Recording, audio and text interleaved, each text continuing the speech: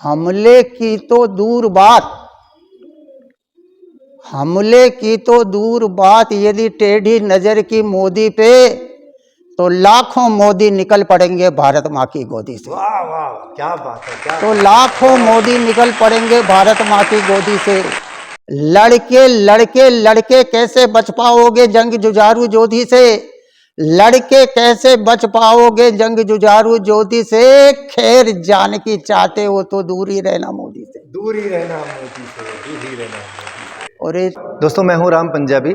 जैसा आपको पता है कि मैं शख्सियत रूबरू के अंदर ऐसी हस्तियों से आपको रूबरू कराता हूं जिन्होंने अपना नाम किया है ब्यावर में ही नहीं, राजस्थान में नहीं, पूरे देश के अंदर वीर रस के कवि, जिन्होंने अलख जगाई है राष्ट्रभक्ति की और अपने कविताओं के माध्यम से, वीर रस की कविताओं से अपनी अनूठी छाप छोड़ी है। वो कोई और नहीं, वो है हमारे ब्यावर के वीर कवि, वीर रस के कवि श्याम अंगारा जी। आज हम श्याम अंगारा जी से रूबरू होते हैं और जानते हैं यहां तक का सफर उनका कैसा रहा और कैसे इस क्षेत्र में उन्होंने अपनी प्रतिभा के जरिए अपना शहर का, राजस्थान का और देश का नाम अव्वल रखा। जिनके नाम से, श्याम अंगारा नाइट के नाम से देश के अंदर कई कई सम्मेलन आयोजित हुए। ऐसी हस्ती से रूबरू होते हैं श्याम अंगारा जी से। भैया नमस्कार। तो ये है हमारे विश्वविख्यात वीर रस के कवि श्याम अंगारा जी। श्याम अंगारा जी, आप बताएं कि कवि सम्मेलन का सफर आपका कैसा रहा और कब प्रारंभ हुआ, कब आपको ऐसा लगा कि आपको कवि सम्मेलन के क्षेत्र में आगे बढ़ना है? भैया कवि सम्मेलन प्रारंभ मैंने किए थे करीब 40 साल हो गए। ये 40 साल की यात्रा है।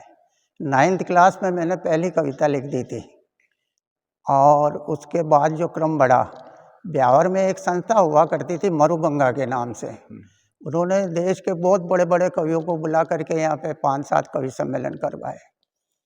तो हमारी भी उन कवि सम्मेलन को सुनकर के इच्छा हुई कि हम भी मंच पर आगे आए। तो हमने मंचीय कविताएं भी लिखी। तो मरुगंगा ने सबसे पहले मुझे अवसर दिया। ब्यावर का एकमात्र कवि था मैं जिसको मरुगंगा ने सबसे पहले अवसर दिया। बाद में तो कितने ही कवि सम्मेलन हमने खुद ने करवाए, कई संस्थाओं ने करवाए हमारे माध्यम से। तो वो कंटिन्यू धारा चलती रही भैया। अंगारा जी, एक हमें बताएं कि आपने कौन कौन सी जगह आपके कवि सम्मेलन आयोजित हुए और कोई सबसे अच्छा कवि सम्मेलन जहां दर्शकों का अपार प्यार मिला हो आपको, और ऐसे कवि सम्मेलन का जिक्र जरूर करें। भैया जी, मैंने इस देश के गांव, कस्बे, शहर और महानगरों तक कवि सम्मेलन किए। दिल्ली, बॉम्बे, कलकत्ता, बेंगलोर, हैदराबाद, ना जाने कितने, कानपुर, छत्तीसगढ़ की राजधानी रायपुर, वो पूरे छत्तीसगढ़, मध्य प्रदेश, महाराष्ट्र। अब मैं किन किन का नाम गिनाऊँ आपको, लेकिन मुझे कवि सम्मेलन के संस्मरण में एक दृश्य बार बार मेरे दिमाग के अंदर कौंधता है कि अजमेर में एक कवि सम्मेलन भारतीय जनता पार्टी ने करवाया था और उस कवि सम्मेलन में पब्लिक इतनी उमड़ी कि मुझे 8-10 कार्यकर्ताओं ने मिलकर के और कंधे पे उठा करके जैसे मंच पर चढ़ाया। बहुत अच्छी बात, इतनी भीड़ थी, इतनी लोगों का मिला। उस समय राम जन्मभूमि का आंदोलन चल रहा था। मेरी राम जन्मभूमि की प्रसिद्ध कविता थी और लोग सुनना भी चाहते थे।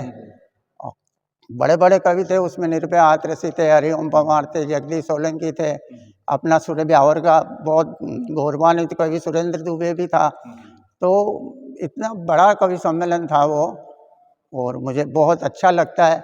और वैसे कई संस्मरण हैं, सैकड़ों संस्मरण हैं जिन्हें मैं सुना नहीं सकता, बता नहीं सकता, इतने, क्योंकि इतने ज़्यादा संस्मरण है कि मैं कौन कौन सा मैंने भी आपके बहुत सारे कवि सम्मेलन सुने थे और लोग आपके दीवाने थे। आपके ओजस्वी जो वीर रस की कविता थी, आप पाकिस्तान के बारे में बताते थे और राष्ट्रभक्ति से ओत आप जब कविताएं सुनाते थे तो सारे लोगों के अंदर एक रोमांस पैदा हो जाता था।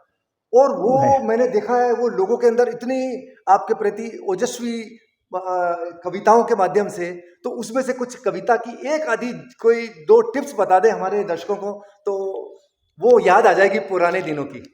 देखो भैया, मैं कोशिश करता हूँ, जी क्योंकि कोरोना के बाद मैंने कवि सम्मेलन में जाना बंद कर दिया। निमंत्रण अब भी आते हैं, न्योते अब भी आते हैं, लेकिन मेरा स्वास्थ्य, मेरे को क्या है कि सांस की बीमारी हो गई, दमे की। दर्शकों देखो, कोरोना काल। मैंने इंसिस्ट किया, इनसे आग्रह किया, इनका स्वास्थ्य सही नहीं था, लेकिन मैंने कहा ये हमारी ऐसी हस्ती, ऐसी हमारी विरासत है जिसको नई पीढ़ी को प्रेरणा मिलेगी सीखने की, जिनको अपना करियर बनाना है शिक्षा के अंदर, कवि सम्मेलनों के अंदर, वो ऐसे महान व्यक्ति से प्रेरित होकर प्रेरणा ले सकें। इसलिए मैंने इनसे आग्रह किया। मैं आपका बहुत बहुत आभार प्रकट करता हूं कि आपने मेरे आग्रह को स्वीकार किया और आज यहाँ पर आए और अपनी वाणी से, अपने अनुभव से लोगों को ये बता रहे हैं। तो एक कविता वीर रस की आपकी जो सबसे अच्छी लगती हो। भैया, है तो ऐसी बात हुई, कोई अपनी माँ से पूछे आपको कौन से बच्चे अच्छे लगते हो। हाँ, लेकिन क्या है, फिर भी मैं कोशिश करूँगा। जी जी। एक कविता राजस्थान पर बोलना चाहता हूँ। हमारे राजस्थान की धरा कैसी है, इसके 8-10 अंतरे हैं, लेकिन मैं 1 या 2 अंतरा सुनाने की कोशिश करता हूँ। और कभी फिर अवसर मिला आपके स्टूडियो में आने का तो फिर और सुनाएंगे। एक कविता की कुछ पंक्तियाँ अर्पण करना चाहता हूँ। ये आन बान की धरती है, गौरव गुमान की धरती है। ये आन बान की धरती है, गौरव गुमान की धरती है। प्राणों में जौहर की ज्वाला, ये राजस्थान की धरती है। बहुत बढ़िया, बहुत बढ़िया। यहाँ वो मर्दानी नस्लें हैं जो टूटे पर नहीं झुकती है। ये वो धरती है जहाँ पर तलवारों की फसलें उगती है। ये वो धरती है जहाँ पर तलवारों की फसलें उगती है। हम आन के खातिर मरते हैं और आन के खातिर जीते हैं।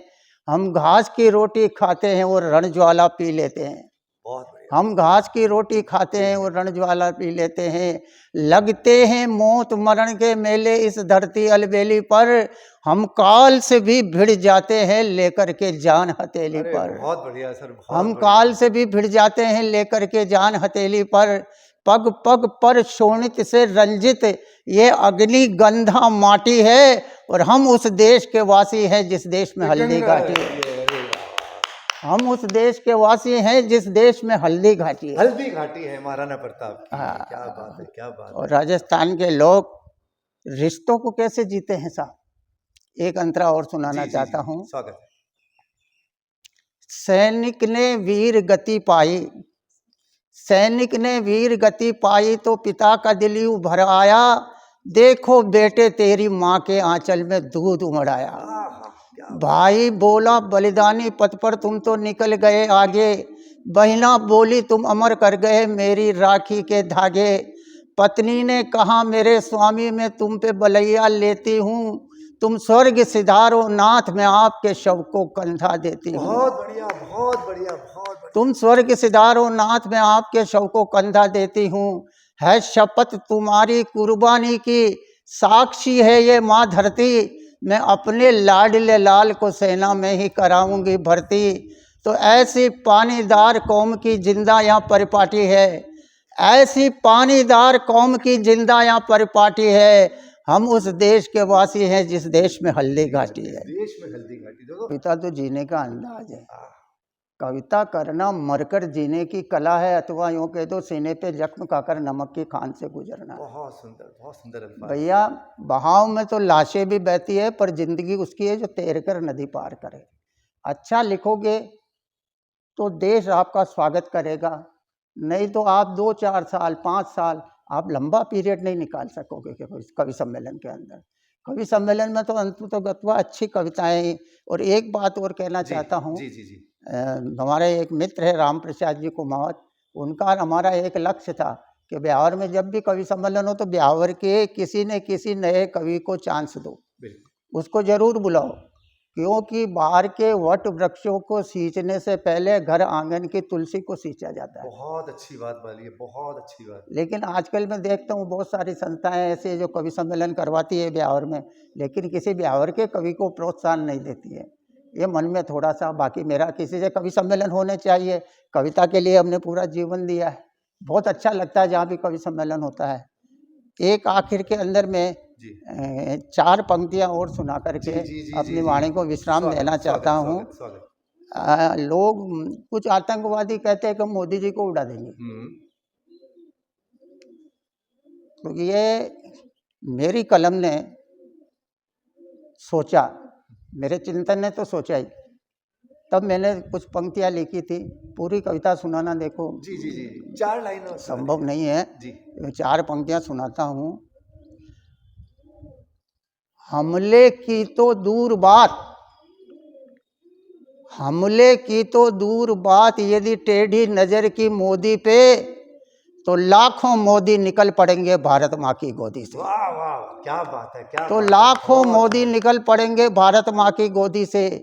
लड़के लड़के लड़के कैसे बच पाओगे जंग जुझारू जोधी से, लड़के कैसे बच पाओगे जंग जुझारू जोधी से, खैर जान की चाहते हो तो दूर ही रहना मोदी से, दूर ही रहना मोदी से, दूर ही रहना मोदी से। और ये जो चाइना बार बार कहता है कि 62 को याद करो, 62 को याद करो, तो मैं एक बात कहना चाहता हूँ, 62 चिल्लाने वालों, उतरो जरा तुम जीने से, अब के पड़ा है पाला तेरा 56 इंची सीने से। अब के पड़ा है पाला तेरा 56 इंची सीने से। बस इतना सा ध्यान रहे ये कागज का भैरू नहीं है। वाह वाह क्या बात है, क्या ये मोदी है। बस इतना सा ध्यान रहे ये कागज का मोदी, ये कागज का भैरू नहीं है। दुनिया इसको मोदी कहती है, मोदी नेहरू नहीं है। मोदी नेहरू नहीं है। बुद्धि उल्टी हुई हो तो डरना काल पयोधी से, खैर जान की चाहते हो तो दूर ही रहना मोदी से। दूर ही रहना मोदी से। तो भैया बहुत अच्छे अल्फाज मित्रों, जैसे मैंने बताया आपको कि हमारे देश का नाम रोशन किया, हमारे शहर का नाम, हमारे राजस्थान का नाम, ऐसे विराट व्यक्तित्व से मैंने शख्सियत रूबरू कार्यक्रम के अंदर आपसे रूबरू कराया है। मैं शीघ्र इनका स्वास्थ्य ठीक होने पर मैं इनकी बहुत सारी रचनाओं से आपको अपडेट करवाऊंगा, ये मैंने इनसे वादा ले रखा है।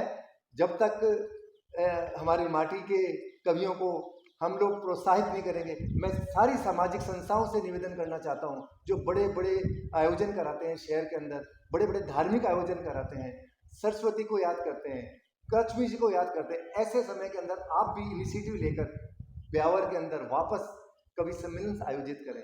ऐसी शख्सियतों से हम आम जनता को रूबरू कराएं, ये हमारी विरासत है और हमारी ड्यूटी है कि हम इनको संजो कर रखें, इनके अनुभवों का लाभ हर व्यक्ति को मिले। यही था। मैं आपका बहुत बहुत आभार प्रकट करता हूं अंगारा जी। ईश्वर आपको जल्दी निरोग करे ताकि और बहुत सारी कविताओं से हम लोग रूबरू हो सकें। आपका बहुत बहुत धन्यवाद। एक बात और कहना चाहता हूँ, कोई नए कवि मेरे पास आना चाहे, क्योंकि मैंने समस्त समय साहित्य के लिए दे रखा है, नए कवियों के लिए दे रखा है। कोई आना चाहे तो गीता भवन गली में मेरा मकान है, कभी भी आए, मैं उनको कवि सम्मेलन में भी भिजवाऊंगा। बहुत अच्छी बात है। आज भी मेरे पास साल के 5-50 कवि सम्मेलन हमेशा आते रहते हैं, तो मैं उनको भिजवाने की, और आपसे मिलके बहुत अच्छा लगा। फिर कोई भी अवसर मिला तो आपके स्टूडियो में फिर आए।